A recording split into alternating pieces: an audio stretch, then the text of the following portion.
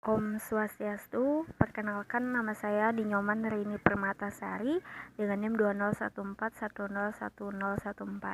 Pada video kali ini saya akan memaparkan jawaban saya dari jawaban UAS dari mata kuliah Pendidikan Agama Hindu. Nah, jawaban saya yang pertama yaitu nilai-nilai dalam agama Hindu yang harus dilakukan agar umat Hindu tidak terjerumus dalam perbuatan korupsi. Nah, nilai-nilai tersebut yaitu nilai yang terdapat pada kitab suci Weda yang dapat menuntun kita agar terhindar dari perbuatan korupsi. Weda adalah kitab suci agama Hindu berbentuk buku atau kitab sebagai pedoman dasar hidup oleh umat Hindu dalam melakukan hidup bermasyarakat. Weda mengandung berbagai nilai-nilai, salah satunya adalah nilai Swadharma. Swadharma adalah nilai dalam Weda yang berupa tugas dan kewajiban agar kita tahu swadharma kita sehingga kita tidak melakukan tindakan korupsi. Adapun nilai-nilai yang terkandung di dalam Weda adalah sebagai berikut. Yang pertama ada nilai yajna, yaitu nilai pengorbanan dan keikhlasan. Ada satya, yaitu nilai kebenaran. Ada ahimsa, yaitu nilai kasih sayang. Ada dana, yaitu nilai sedekah. Ada aksa atau nita, yaitu nilai menghindari judi. Ada maitri, yaitu nilai persaudaraan. Ada habiyam, yaitu nilai keamanan, dan nilai-nilai sebagainya. Nah, jawaban yang kedua, Banten dalam tradisi Hindu perlu dipertahankan. Banten dalam tradisi Hindu merupakan bahasa simbol yang sakral menurut pandangan Hindu. Sebagai bahasa simbol, maka Banten sebagai media untuk memvisualisasikan ajaran-ajaran Hindu, sebagai media untuk menyampaikan serada dan bakti pada kemahakuasaan yang widi. Banten dalam lontar yajna prakti memiliki 3 arti sebagai simbol ritual yang sakral. Dalam lontar tersebut, Banten disebutkan sahananing bebanten pinake raganti tui, pinake warna rupaning ide batara, pinake ande buana. Dalam lontar ini ada 3 hal yang dibahasakan dalam wujud lambang oleh Banten, yaitu pinake raganti tui, artinya lambang dirimu atau lambang diri kita. Pinake warna rupaning ide batara artinya lambang kemahakuasaan Tuhan, dan pinake ande buana artinya lambang alam semesta atau buana agung. Kehadiran Banten dalam tradisi di Bali mencerminkan kuatnya identitas kehinduan atas keyakinan masyarakat kepada Sang Pencipta. Ideologi tersebut melekat turun-temurun sehingga menjadi warisan leluhur. Dengan memahami hakikat Banten sebagai curahan rasa bakti dan cinta kasih kepada Sang Pencipta, Banten hendaknya dihaturkan dengan penuh keikhlasan. Persembahan umat Hindu dengan perasaan tulus ikhlas telah mengimplementasikan ajaran bakti marga dari keempat marga atau cara yang dikenal dengan catur marga untuk mendekatkan diri ke hadapan Tuhan, semuanya menggunakan sarana Banten. Sehingga Banten perlu dipertahankan karena merupakan sarana media untuk memvisualisasikan ajaran-ajaran Hindu serta merupakan tradisi warisan leluhur yang harus dipertahankan. Nah, jawaban yang nomor 3, nilai-nilai dalam agama Hindu yang dilanggar dalam bisnis prostitusi online yang sedang marak. Nah, agama Hindu memandang prostitusi online atau pelacuran sangat-sangat dilarang. Karena dalam Hindu, tubuh perempuan itu ibarat susu kehidupan bagi generasi berikutnya. Mereka yang memperjualkan belikan susu kehidupan dalam pandangan Hindu hukumnya adalah kutukan seumur hidup. Dalam Manawa Dharma Sastra Sarasmuscaya dan para Sadharma Sastra, hubungan seks senantiasa dianggap sebagai hal yang suci yang hanya diperkenankan oleh setelah melalui proses pawiwahan yang menurut Manawa Dharma Sastra ada 8 cara. Nah, dosa yang tidak terampuni adalah perbuatan selingkuh. Orang yang terjumus dalam perselingkuhan serta pelacuran dan sampai akhirnya tidak ada perbaikan moral dalam reinkarnasi. Nanti mereka akan menjelma makhluk yang rendah. Sulit untuk menjelma menjadi manusia kembali. Nah, hukuman bagi yang melacurkan diri sangat berat sekali selain upacara pembersihan atau prasiste. Nah, nilai-nilai yang dilanggar dalam perbuatan prostitusi online yang pertama, nilai moral. Perbuatan prostitusi online adalah perbuatan yang melanggar moral. Orang yang bertika dan baik dalam berpikir secara akal sehat untuk memenuhi kebutuhan hidupnya walaupun cenderung glamor, ia tidak akan melakukan perbuatan yang tidak baik untuk memenuhi kebutuhan gaya hidupnya. Karena masih ada pilihan yang lain yang jauh lebih baik untuk memenuhi kebutuhan hidup yang tidak melanggar norma, dan melakukan namanya prostitusi tidaklah baik jika dijadikan sebagai alasan untuk memenuhi tuntutan gaya hidup. Yang kedua ada nilai swadharma, yaitu nilai tugas dan kewajiban. Nilai tersebut terkandung dalam Kitab Suci Weda. Perbuatan prostitusi online melanggar nilai swadharma atau kewajiban. Kewajiban sebagai perempuan bukan untuk menjual diri. Sebagai perempuan Hindu, kita adalah taat pada ajaran agama dan menjadi perempuan Hindu yang beretika dan bermoral. Nah, solusi untuk menghindari dan memutus rantai prostitusi online adalah yang pertama, memberikan hukuman seberat-beratnya untuk pelaku prostitusi online. Yang kedua, dengan adanya media sosial yang menjadi sarana transaksi prostitusi online, hendaknya diawasi untuk remaja serta diberikannya edukasi penggunaan media sosial yang baik. Remaja yang ketiga, remaja menjadi salah satu target dalam menjadi korban prostitusi online karena remaja biasanya memiliki sifat yang labil. Pengawasan di keluarga dan juga pengawasan di sekolah dengan memberikan edukasi yang baik tentang maraknya prostitusi online bisa menjadi cara untuk menghindari prostitusi online. Yang keempat ada lemahnya iman serta hawa nafsu yang tidak terkendali juga menjadi penyebab bisa terjadinya prostitusi online. Nah, memperdalam ajaran agama Hindu juga menjadi upaya untuk menghindari kegiatan prostitusi online. Yang terakhir, serta lapangan yang sedikit juga menjadi alasan para pelaku melakukan prostitusi online. Jadi memperbanyak lapangan pekerjaan, selain itu tuntunan hidup yang glamor juga menjadi alasan. Tetapi lebih baik kita bekerja sesuai ajaran agama Hindu daripada kita melakukan perbuatan tercela yang melanggar ajaran agama. Nah, jawaban nomor 4. Ketika mengunjungi panti asuhan, nilai-nilai agama Hindu apa saja yang kita pelajari dan terapkan? Yang pertama ada nilai kebersamaan dan gotong royong.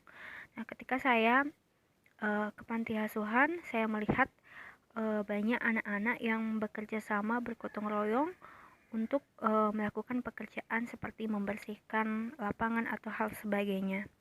Nah, kita bisa menerapkan nilai kebersamaan dan gotong royong dalam kehidupan sehari-hari. Yang kedua ada nilai kasih sayang. Nah, ketika saya ke sana, kita perlu menerapkan nilai kasih sayang dengan sesama, dengan hewan, dengan tumbuhan, dengan lingkungan, dengan sang pencipta, sesuai dengan ajaran kita, yaitu Trihita Karana. Yang ketiga ada nilai disiplin. Ketika saya ke sana, saya melihat saya bisa menerapkan nilai disiplin dalam kehidupan sehari-hari karena saya melihat di sana anak-anak panti asuhan itu dilatih untuk disiplin. Yang kelima ada nilai religius. Anak-anak di sana diajarkan betapa pentingnya ajaran agama serta bagaimana menerapkan ajaran agama yang baik. Dari sana kita juga belajar bahwa kita harus tetap mentaati ajaran agama. Yang terakhir ada nilai rasa syukur dan rasa ikhlas. Dalam ajaran agama Hindu, kita senantiasa diajarkan untuk selalu bersyukur. Ketika saya mengunjungi panti asuhan, masih banyak anak-anak yang kekurangan kasih sayang orang tua. Melihat tersebut, kita bisa menerapkan dengan selalu bersyukur dan keadaan yang kita miliki dan tetap mentaati ajaran-ajaran agama. Jawaban nomor 5. Hubungan kepasrahan dengan sifat korupsi pada manusia. Manusia hanya dapat memperoleh ketenteraman batin bila ia mempunyai kepercayaan yang teguh kepada Tuhan dan rasa pasrahnya sepenuhnya. Hanya orang-orang semacam itulah yang mendapat penghargaan tinggi dunia. Kepasrahan secara totalitas ini sebagai wujud pengabdian kepada ide Sang Yang Widiwasa. Tidak sekedar untuk membenah diri, memperbaiki diri, meninggalkan sifat-sifat hewani, utamanya meninggalkan ajaran-ajaran yang sesat yang melanggar ajaran agama. Pasrah dalam artian ini adalah dia paham dan tahu mana yang baik dan yang buruk, bukan pasrah mengikuti nafsu untuk berbuat hal tidak baik seperti korupsi. Sifat korupsi pada manusia tumbuh karena adanya hawa nafsu dan tuntutan atau godaan dari duniawi. Contohnya, rasa pasrah sepenuhnya dalam artian ini adalah contoh ketika kita mendapat masalah seperti tidak memiliki uang untuk membeli makanan, tetapi saat itu kita sedang membawa uang yang bukan milik kita. Apa kita menggunakan uang itu untuk membeli makanan? Itu sama saja kita melakukan korupsi atau membiarkan dan mencari jalan lain dan pasrah dan ingat dengan ajaran agama. Dari situ kita melihat bahwa sifat korupsi bisa dihilangkan jika kita memiliki iman kuat dan yang kuat. Yang keenam, dalam konteks pemujaan, manusia hanya akan dapat menyadari kebenaran bila dia memupuk keselarasan dalam pikiran, perkataan, dan perbuatan. Nah, kurangnya keselarasan di antara ketiga hal ini sama saja dengan dusta. Orang semacam itu tidak dapat mencapai kesempurnaan. Dalam ajaran yoga dan pranayama, untuk mencapai keselarasan di antara ketiga hal ini, kita dapat mencapaikannya dengan yoga. Nah, keselarasan pikiran, perbuatan, dan pikiran akan seimbang ketika kita berkonsentrasi dalam mempersiapkan fisik agar memudahkan upaya pendekatan diri kepada Yang Maha Suci. Yoga mengajarkan cara pilih latihan fisik yang disebut dengan asana. Asana adalah sikap badan yang nyaman, mantap, yang merupakan persiapan fisik dalam membantu konsentrasi pikiran. Inilah yang kemudian melahirkan berbagai bentuk gerakan tubuh yang dikenal dengan istilah yoga asana. Nah, pranayama adalah latihan untuk mengatur nafas. Nah, latihan ini adalah komponen utama kita melakukan yoga. Nah, dalam bahasa Sanskerta, prana berarti energi, kehidupan, dan yama berarti kontrol. Dengan kita melakukan pranayama untuk melatih konsentrasi untuk mencapai keselarasan pikiran, perkataan, dan perbuatan. Nah, jawaban nomor 7. Makna dari ungkapan Bhagavad Gita tersebut, walaupun kita tidak bisa mencapai hal-hal yang ada di dunia ini, tapi kita dapat melaksanakan kewajiban kita seperti sembahyang, mempersembahkan segala yang kita kerjakan kepada Tuhan, maka hidup kita akan diberkati oleh Tuhan. Nah, dari sini kita dapat mengambil makna untuk tidak meninggalkan kewajiban kita sebagai umat beragama, karena ketika kita sudah mati, hal yang kita bawa adalah amal ibadah kita, bukan harta duniawi. Serta kebahagiaan yang sesungguhnya adalah ketika kita mengerjakan segala sesuatu itu dilandasi dengan hati yang ikhlas dan diberkati oleh hidup Sang Yang Widiwasa. Jawaban nomor 8. Ngaben sejatinya harus dilakukan karena merupakan ajaran agama Hindu. Nah, umat Hindu wajib melakukan ngaben karena tujuan utamanya adalah untuk mensucikan roh umat Hindu yang sudah meninggal dan mempercepat proses kembalinya jasad yang telah mati ke alam asalnya. Ini diambil dari kitab suci Weda Samhita, lebih tepatnya isi dari Yoja. Tersurat bahwa setiap orang Hindu yang meninggal dunia wajib dia jadikan abu agar atmanya mencapai moksa atau surga. Tujuan yang kedua adalah untuk mengembalikan Panca Mahabhuta. Panca Mahabhuta sendiri adalah unsur-unsur pembentuk badan kasar manusia. Hal itu dikarenakan masyarakat Hindu Bali percaya bahwasanya badan manusia terdiri dari badan kasar dan badan halus. Badan kasar adalah raga tempat persinggahan roh yang jika telah meninggal harus dikembalikan Sang Pencipta. Upacara ngaben memang boros dilakukan, tetapi ada alternatif lain untuk melakukan ngaben, yaitu dengan melakukan apel massal. Dengan begitu umat Hindu tidak akan terbebani dan ngaben tetap dilakukan.